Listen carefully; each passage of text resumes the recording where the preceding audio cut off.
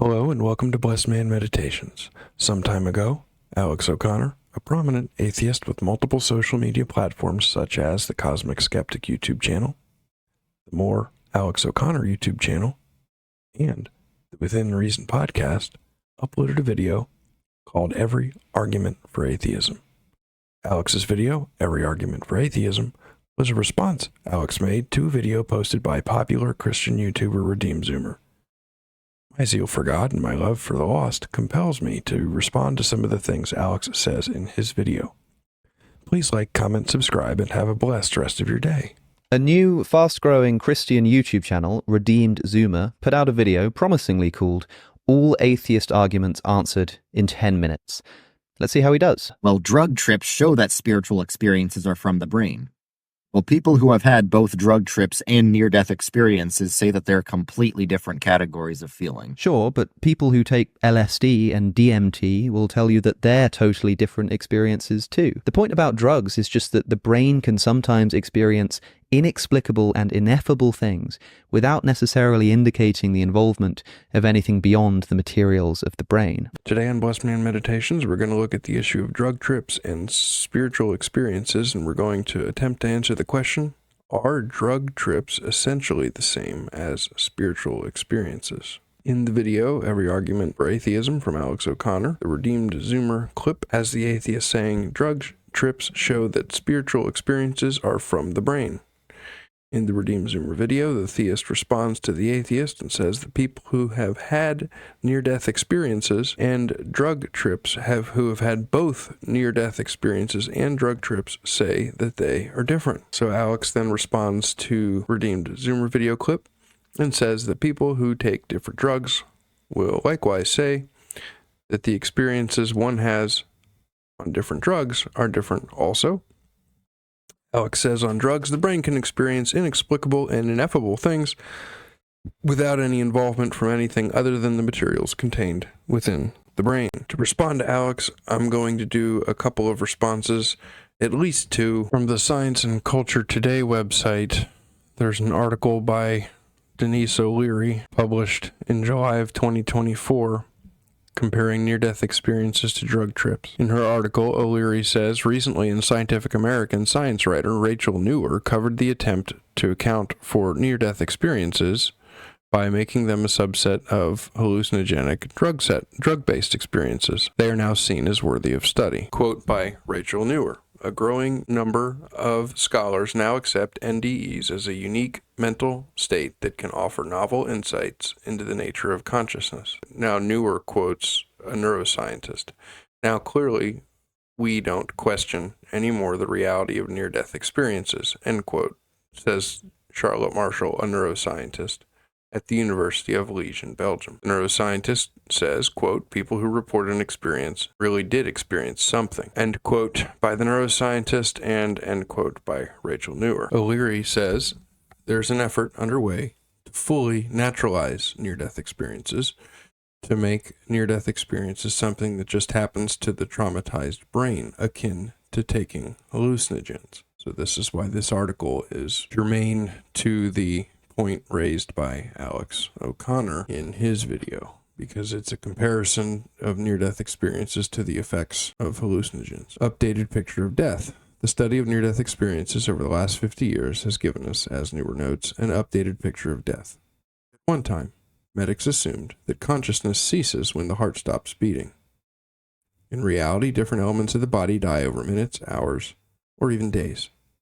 Better understanding could, of course, lead to newer resuscitation techniques. Grossman School of Medicine pulmonologist Sam Parnia, who researches NDEs, offers some thoughts as to what is happening physically that enables a near-death experience. So here's this pulmonologist, Sam Parnia. Parnia says, so Newer is quoting Parnia, and Newer says, when someone starts dying, Parnia says, the brain becomes dysfunctional. Some actions are immediately lost, such as brainstem reflexes. But others that are normally supposed to optimize performance for ordinary life suddenly become disinhibited because the brain's natural braking systems are no longer working. As a result, quote from Parnia, your entire consciousness comes to the fore, end quote, Parnia says. The purpose of this change, Parnia suggests, is to prepare the person for a new reality, the transformation from life to death, a condition in which Parnia believes consciousness endures. So Parnia, the pulmonologist, is not a materialist. Parnia believes that consciousness endures after death, which is consistent with the non-materialist view, the theist's view. So then the question of near-death experiences as a subset of drug trips is asked. Rachel Newer looks at comparisons between near-death experiences and hallucinogenic experiences. In Newer's article, there's a study produced by Timmerman that Newer quotes in Newer's article. Newer says an easier approach to studying NDEs is via safe proxies such as hypnosis, induced fainting, and psychedelic drugs. None of these methods produced true NDEs, but the states they trigger may have some overlap with the dying brain. In 2018, Timmerman, Marshall, and their colleagues published a study comparing NDEs with the effects of DMT, a mind-altering component of ayahuasca, a South American plant-derived psychedelic brew. Trace amounts of DMT also occur endogenously in humans. There's speculation that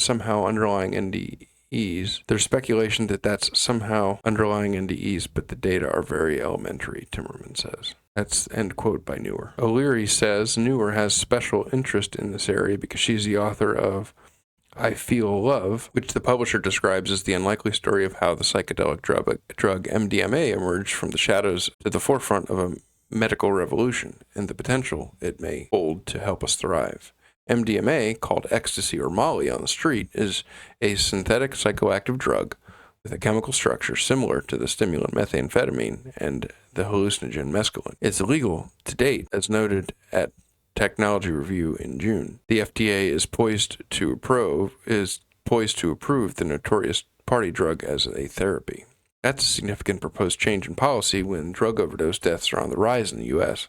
Data on the health risks of ecstasy specifically are hard to come by. In 2020, researchers noted that it was not a safe substance, though not in the same danger league as heroin. But are NDEs really like psychedelic trips? O'Leary says Leeds Beckett University psychologist Steve Taylor points to some key differences at the conversation. Taylor says participants describe both types of experience as spiritual or mystical, featuring a sense of oneness, transcendence, sacredness, and awe. These elements were stronger in psychedelic experiences. However, people who had NDEs were more likely to report the event as the single most meaningful, spiritually significant, insightful, and challenging experience of their lives. NDEs and psychedelic experiences have some very different characteristics.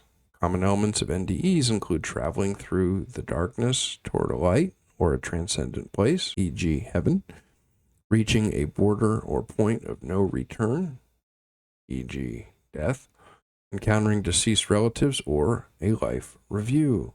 But these don't feature in psychedelic trips. Here's some of the differences between drug trips and NDEs. So it might seem strange that they have similar transformative effects, but do NDEs and drug trips have similar transformative effects? Reading further, we learn that NDEs involve a close encounter with death, which makes us aware of the preciousness of life. People who have had NDEs feel that they've actually died for a short time. This is probably why the study found that NDEs were more transformational than psychedelic experiences. Generally, people who have NDEs simply do not feel that they are dying. They are in clinical states of death. That aside, Taylor notes, quote, although NDEs only last for a few minutes at the most, they almost always have a transformational effect. Psychedelic experiences usually last much longer, up to several hours. People undergo a major shift in perspective and values with NDEs that they do not undergo with psychedelic trips. People who have had NDEs become less materialistic and more altruistic. They feel more connected to nature, with more love and compassion for others. They have a heightened sense of beauty, and often relish solitude and inactivity in a way that they have never done before. There have been many attempts to rationalize NDEs as a hallucination caused by unusual brain activity, but to date, no satisfactory explanation has emerged. Taylor says, in my view, the fact that the experiences almost always bring a powerful and permanent transformation strongly suggests that they're not an hallucination. Surely they wouldn't have such a powerful effect if they were illusions, Taylor says. So Taylor, the author of Extraordinary Awakenings, doesn't seem on board with the approach to NDEs that classes them with drug trips. That's probably the approach that a number of science publications will continue to take as long as they reject theism. And that is the person who wrote this article. I see